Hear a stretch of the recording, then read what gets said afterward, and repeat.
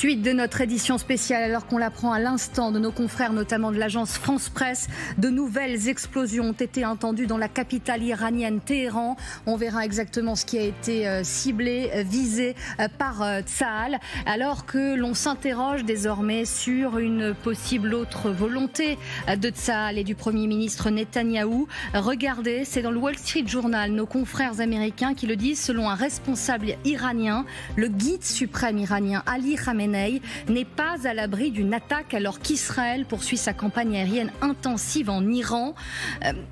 Que vous inspire Michel Fayad ces fuites de responsables israéliens? La volonté aujourd'hui d'Israël de tuer le guide suprême pourrait-elle être réelle? Moi, je pense qu'elle est très possible. Je veux dire, Israël a tué Nasrallah au Liban, et c'était déjà quelqu'un d'extrêmement puissant. Je veux dire, quand Nasrallah parlait, tout le Moyen-Orient était devant l'écran à écouter qu'est-ce qu'il va dire.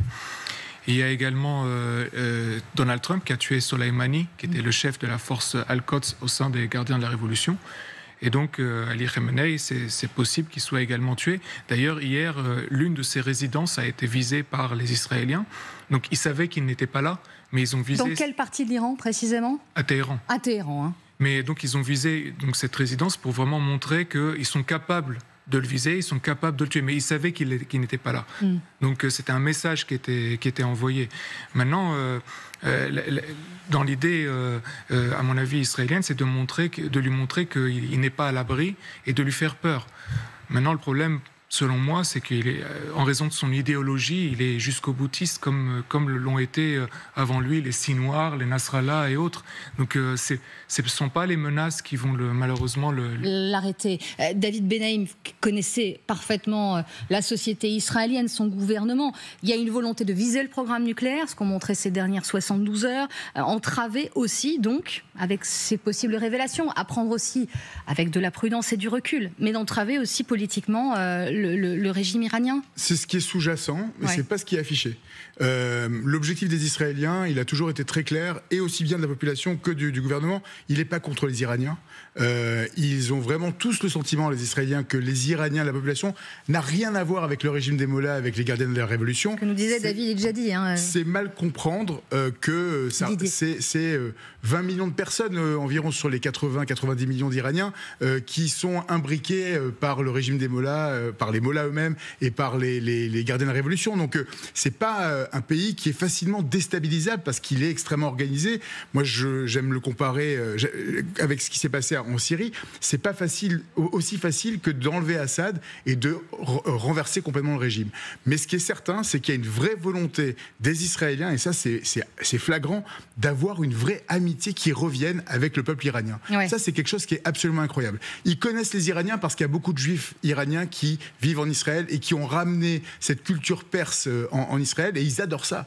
Et ils en parlent comme... Vraiment, c'est la Perse et Israël, c'est leur père et leur mère. Ça, c'est vraiment quelque chose qui est absolument incroyable. On a un peu la même chose avec les Juifs marocains qui parlent un peu de la même manière. Et ça, c'est vraiment... Donc, il y a une vraie volonté de renouer une amitié avec les Iraniens. Il y a eu des présidents et des premiers ministres israéliens d'origine iranienne. Est-ce que ce sera possible? Rina Bassis, juste depuis ces 72 heures. Néanmoins, ce sont 9 scientifiques liés au programme nucléaire qui ont été tués par Israël, en plus de certains généraux iraniens, des hauts dignitaires. Cette cible que représente Khamenei, qu'est-ce que ça représenterait pour Israël si vraiment cette visée était réelle? Ce sera bien sûr un énorme coup qui va basculer toute cette campagne de façon régionale, mondiale, je veux dire. Ça, c'est assez clair. C'est vrai, d'un côté, on a les scientifiques qui étaient visés. De l'autre côté, on a les chefs de l'armée, les chefs des gardiens de la Révolution. Et ça... Les deux catégories, si je peux me permettre d'utiliser ce mot, et ça va dans les buts, pour l'instant, les objectifs affichés d'Israël, parce qu'on n'a pas encore vu la liste écrite, quels sont les buts de cette guerre ou mini-guerre ou campagne élargie. Donc, les responsables israéliens, ils parlent, il faut arriver à... et réduire de façon extrêmement significative le programme nucléaire iranien, peut-être même les détruire complètement. Donc là, on comprend les deux catégories. D'abord, ceux qui sont responsables du programme même, donc tous les côtés militaires, ceux qui sont responsables aussi d'envoi des missiles balistiques, et de l'autre côté, les savoir-faire, parce que les Iraniens, ces dernières années, ils ont démontré aussi qu'ils ont la capacité de rétablir très rapidement, même quand il y avait, par exemple, quand Israël a frappé, même si Israël ne s'est pas affiché comme responsable de ça. Il y avait les attaques cyber ces dernières années très importantes contre les programmes nucléaires iraniens, mais les Iraniens, ils savaient remonter ça. Ça leur a pris du temps, il y avait des dégâts qui étaient faits, mais ils ont cette capacité. Donc, c'est très important, bien sûr, de détruire aussi le savoir-faire. Maintenant, si Khamenei va être visé, bien sûr, on parle sur un autre objectif de guerre, un objectif justement pour faire tomber le régime. Et on ne peut pas les qualifier d'autrement. Qui, de manière politique, ferait prendre à ce conflit une toute autre tournure, Didier El-Jadi, avec donc cette volonté peut-être israélienne et des informations, là encore après, à prendre avec grande prudence, de peut-être dignitaires iraniens qui, en ce moment même, à l'heure où nous parlons, quitteraient l'Iran, quitteraient le pays.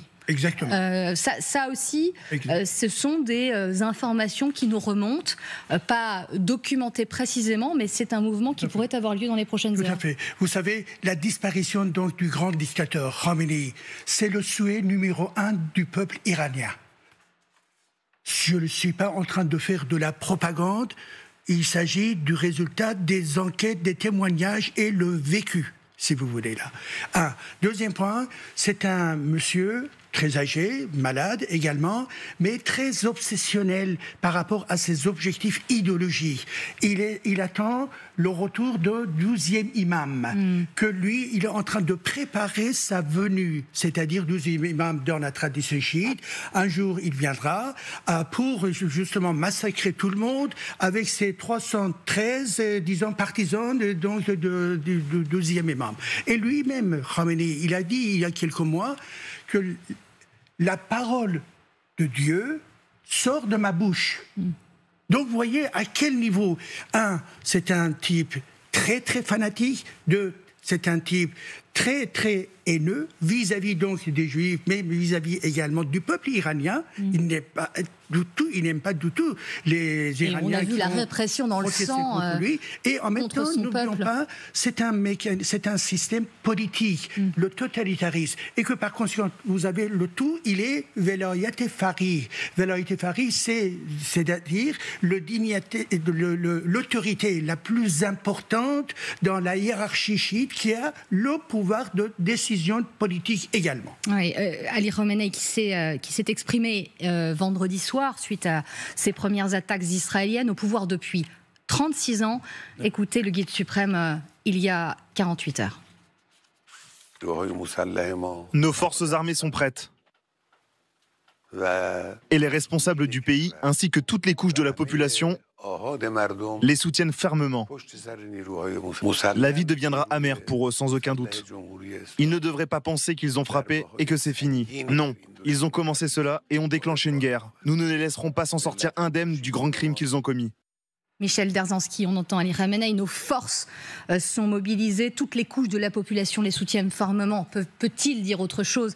Mais quand on entend Didier El-Jadi, et c'est vrai qu'on a une société iranienne profondément fracturée qui est très loin de soutenir d'un seul homme ses dirigeants et ses dignitaires. C'est évident, mais en même temps, nous sommes là dans un régime qui est totalitaire, qui tient parfaitement la société. Les pasdaran ne sont pas simplement une milice armée et une garde prétorienne, ce sont aussi eux qui tiennent toute l'économie iranienne, qui l'ossaturent, qui l'organisent, qui la structurent, ainsi que les services de renseignement.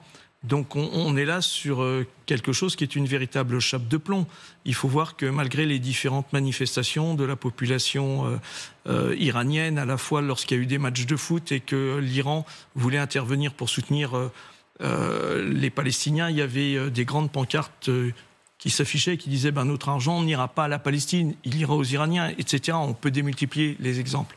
Cela dit, la société iranienne est tenue dans un carcan aujourd'hui.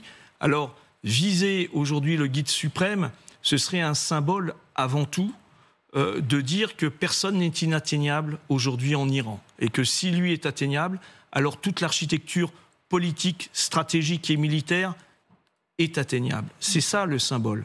Pour les Israéliens, ce n'est pas de renverser le gouvernement iranien. Je veux dire, c'est pas la même chose que de changer la nature très, je dirais, en proximité de ce qu'ils ont en Cisjordanie et en Jordanie. Là, on est sur un contexte totalement différent. Pour les Israéliens, c'est simple. Depuis qu'il y a eu les accords de 2015, le JOA, et pourquoi est-ce qu'ils sont sortis de ces accords? Parce qu'ils disaient, on va limiter effectivement l'enrichissement de l'uranium, mais en réalité, cet accord ne vient pas sur les vecteurs, donc ceux qui seront capables de porter cette arme. Et aujourd'hui, les Israéliens ont quantifié. Ils ont dit l'Iran aujourd'hui produit 300 missiles balistiques par mois, soit sur 6 ans, plus de 200 000, plus de 20 000. C'est inacceptable aujourd'hui pour Israël. Et son premier objectif, c'est détruire les vecteurs, détruire la possibilité à court, moyen terme de la fabrication de cette bombe. Ils sont conscients qu'ils feront reculer cette échéance. Et on continue... Et que tuer aujourd'hui le guide suprême, ce serait donner un signe que tout le monde est vulnérable en termes de responsabilité gouvernementale en Iran. Ah, en un mot, David Benaïm, je connais votre grande prudence sur cette fuite de dignitaires iraniens. Il faut encore une fois, voir d'où viennent ces fuites et ces sources. Ça vient de partisans contre le gouvernement, ça vient de sources, pour l'instant, qui n'ont pas du tout été reprises par des organismes sérieux d'information. Moi, je dois être très prudent. Les images, également, sont très lointaines, qui pourraient être de l'intelligence artificielle. Beaucoup de prudence là-dessus. Beaucoup de prudence. Et on décryptera cela heure par heure ici sur LCI.